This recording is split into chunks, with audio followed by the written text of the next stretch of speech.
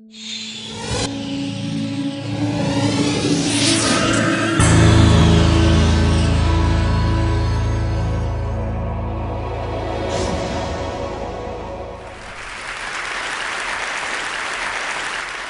wanted to give you 4 specific examples that I'm going to cover at the end about how a product called Silk tripled their sales by doing one thing, how an artist named Jeff Koons went from being a nobody to making a whole bunch of money and having a lot of impact, to how Frank Gehry redefined what it meant to be an architect, and one of my biggest failures as a marketer in the last few years, a record label I started that had a CD called Sauce.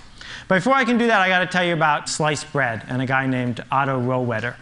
Now, before sliced bread was invented in the 1910s, I wonder what they said, like the greatest invention since the telegraph or something. But this guy named Otto Rohwedder invented sliced bread. And he focused, like most inventors did, on the patent part and the making part. And the thing about the invention of sliced bread is this, that for the first 15 years after sliced bread was available, no one bought it, no one knew about it. It was a complete and total failure. And the reason is that until Wonder came along and figured out how to spread the idea of sliced bread, no one wanted it.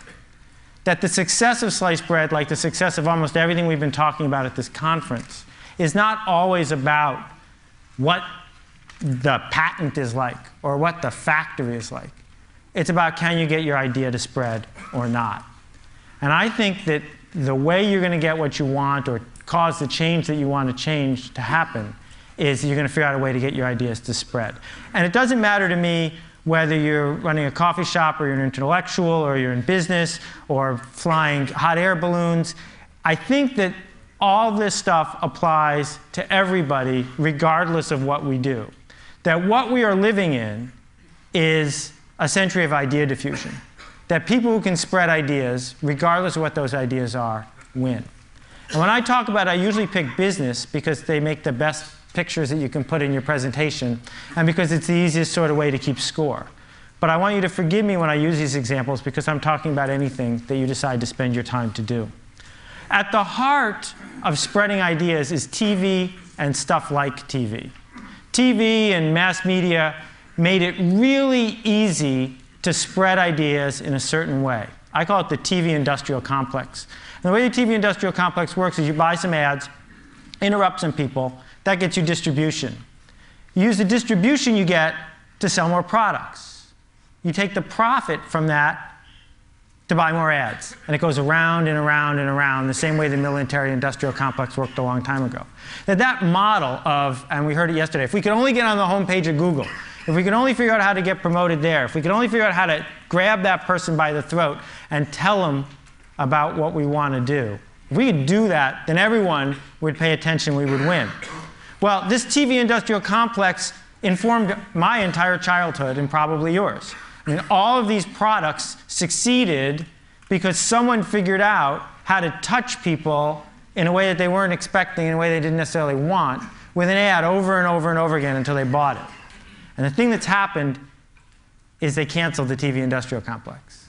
That just over the last few years, what anybody who markets anything has discovered is it's not working the way that it used to. This picture is really fuzzy. I apologize. I had a bad cold when I took it. But the product in the blue box in the center is my poster child. Right? I go to the deli. I'm sick. I need to buy some medicine. The brand manager for that blue product spent $100 million trying to interrupt me in 1 year. $100 million interrupting me with TV commercials and magazine ads and spam and coupons and shelving allowances and spiffs. Also, I could ignore every single message. And I ignored every message because I don't have a pain reliever problem. I buy the stuff in the yellow box. I always have. And I'm not going to invest a minute of my time to solve her problem because I don't care. Here's a magazine called Hydrate. It's 180 pages about water. Right? Articles about water, ads about water. Imagine what the world was like 40 years ago when it was the Saturday Evening Post and Time and Newsweek. Now there are magazines about water. New product from Coke Japan, water salad. Okay? Coke Japan comes out with a new product every 3 weeks because they have no idea what's going to work and what's not. This, I couldn't have written this better myself. It came out 4 days ago. I circled the important parts so you can see them here. They've come out, Arby's is going to spend $85 million promoting an oven mitt with the voice of Tom Arnold, hoping that that will get people to go to Arby's and buy a roast beef sandwich. Now, I want you to try to imagine what could possibly be in an animated TV commercial featuring Tom Arnold that would get you to get in your car, drive across town, and buy a roast beef sandwich. You know, this is Copernicus, and he was right when he's talking to anyone who needs to hear your idea. The world revolves around me. Me, me, me, me, me, my favorite person, me. I don't want to get email from anybody. I want to get me-mail.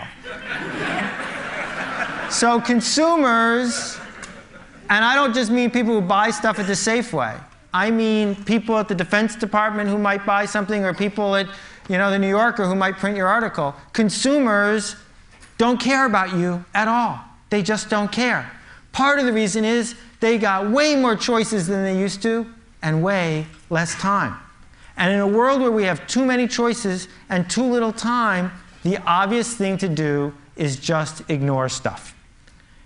And my parable here is you're driving down the road and you see a cow and you keep driving. Because you've seen cows before. Cows are invisible. Cows are boring. Who's going to stop and pull over and say, oh, look, a cow? Nobody.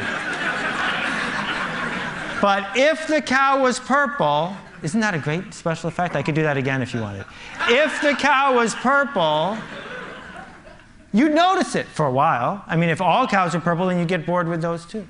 The thing that's going to decide what gets talked about, what gets done, what gets changed, what gets purchased, what gets built is it remarkable?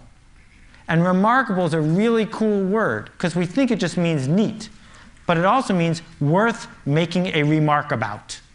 And that is the essence of where idea diffusion is going.